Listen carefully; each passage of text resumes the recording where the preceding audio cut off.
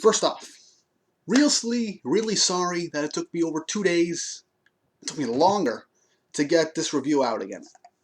I've had to do stuff starting to get back into, well, work mode kind of, and also I had some exams coming. I had some exams this week, so I wasn't able to make an actual review video, and there was no real time in the day where I could record without any background noise.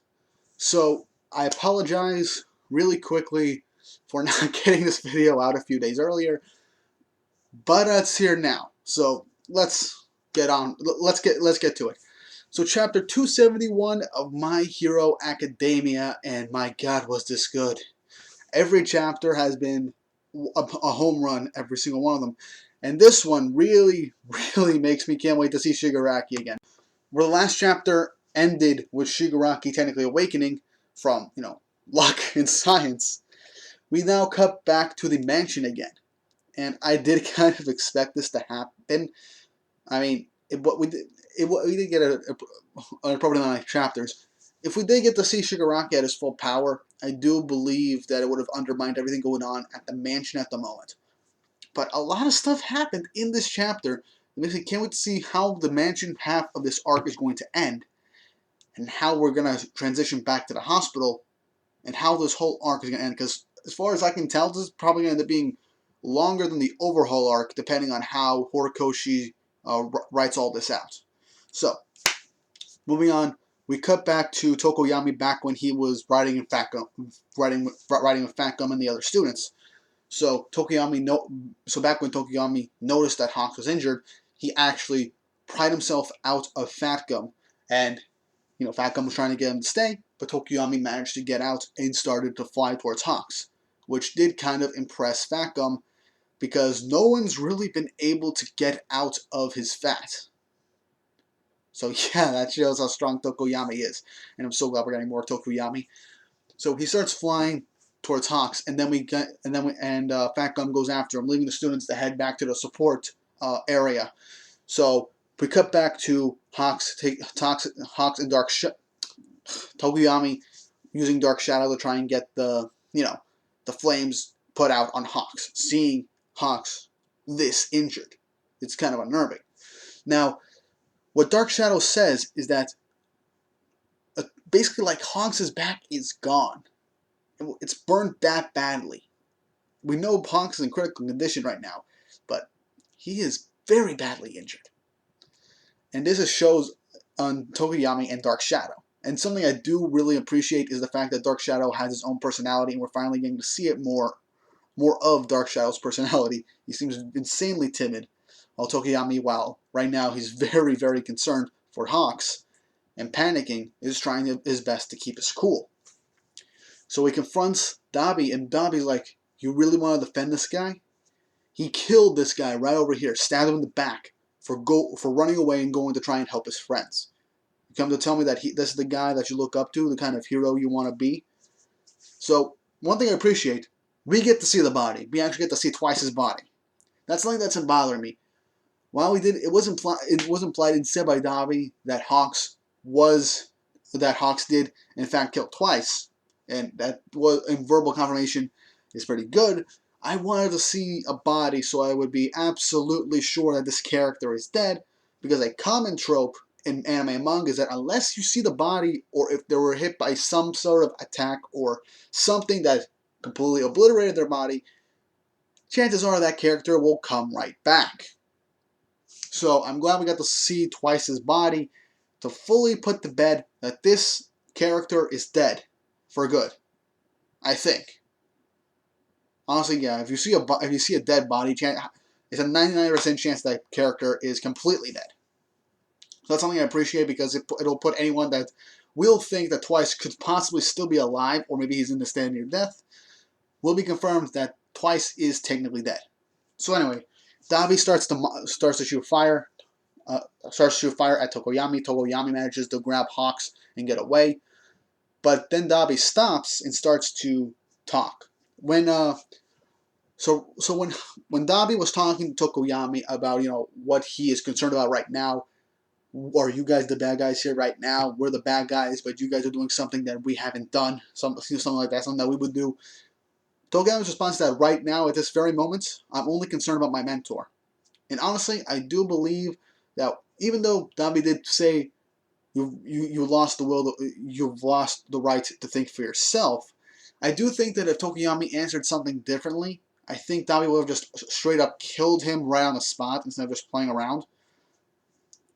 So right after that initial shot, it does seem like Dabi is in fact trying to kill him. But he stopped right in the middle and is monologuing right now. And something that I do like is when Hawks, who is barely conscious, is telling Tokoyami that Dabi's weakness is that he can't put on the gas so much because his flames burn him. He has to keep his flames conserved or not to use them too much, or else it'll continuously burn his skin and it'll exhaust him. Which is why after a lot of big attacks, he's just been monologuing. Especially since Dabi has used a lot of fire in his fight against Hawks previously. So I do love how this is essentially being like Dabi is stalling for time. So Tokoyami tries to use this opportunity to get away, but Dabi was actually playing him. He starts attacking again. So Tokoyami manages to try and fly out and get to a different floor. Dabi comes right down, using his flames on his feet to hover, same as Endeavor did in the Pro Hero arc against that high-end Nomu hood. And he's about to hit Tokoyami and Hawks point blank.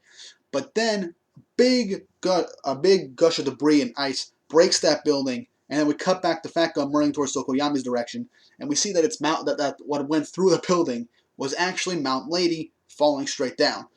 And that is when Getten shows up, shows his face.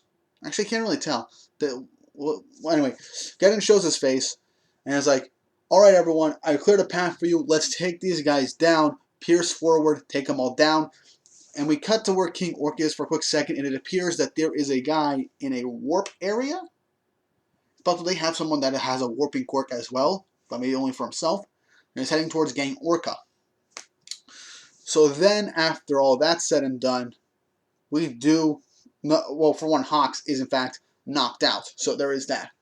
But the one thing that does happen next is that we end up while all this is going on, we cut back to the Liberation Army in that mansion in the underground conference hall. Basically wondering what they're going to do next. Redestro's like, "Where are my replacement legs? Bring them here. I got to get out there." So it does show that while Tokoyami did manage to use Dark Shadow's power to, body Redestro, it didn't really hurt him. It just, like I said, broke his legs, and he needs replacements. So it is kind of funny seeing Redestro kind of, get all worked up on, "Come on, I gotta get my legs. Where are my legs?" But then one of the Liberation Army members, in complete horror, tries to get Redestro's attention. And when Redestro asks what it is, he turns around and shows that Gigantomachia is standing. And when we get that, we get a full page of Gigantomachia, and he says, "Masters sent." And that's where the chapter ends. So, with that said and done, a good chapter, honestly. I did like seeing Tokoyami trying to get away from Dabi and getting Hawks away from the fight. Revealing that Dabi does in fact like to monologue a lot so he can conserve his strength, that he wouldn't burn himself, but also that Dabi could actually use that to his advantage, because that's when an opponent will realize his pattern, which is really good. Seeing Getten show his face, and showing that the Liberation Army members are in fact going to head a more spear-like attack on the pro heroes. Now, Gigantomachia coming back up is when this fight is going to turn into the villain's favor. Everything's been going pretty damn well for the heroes, but right now, for right now, we have two pro heroes, two of the high-ranking and strongest pro heroes, Mirko and Hawks, in critical condition, possibly can't act as heroes anymore after this arc. Shigaraki is being awakened with the full power of the All-for-One quirk. Getten is about to show his full strength. And Shigaraki and Gigantomachia has, in fact, woken up. So what else can we see? Well, a lot. Because I feel like we're going to get a few more chapters here in this part of the arc. Gigantomachia is probably going to go crazy, rampage right through the area, and head straight towards where Shigaraki is, since he is an all-for-one fanatic. He's going to head straight there, taking out anyone in his way. And I have no doubts that he's going to get through and do some real damage. And Shigaraki's going to wake up back at the hospital and do some real damage. But yeah, it's hard to predict how all this will play out because right now things are turning to the villain's favor. Overall, not much for me to say other than, my God, things are getting so freaking good. But yeah, I can't wait till next week. I'm glad there's no breaks, at least for a while now, from what I can tell. So I can't wait till next week. But anyway, what did you guys think? Was this a good chapter? Was it a bad chapter? What do you think is going to happen next? And how will Gigantomachia waking up shake the very fabric of this arc? Leave it down in the comments below. And hope you guys have an awesome day.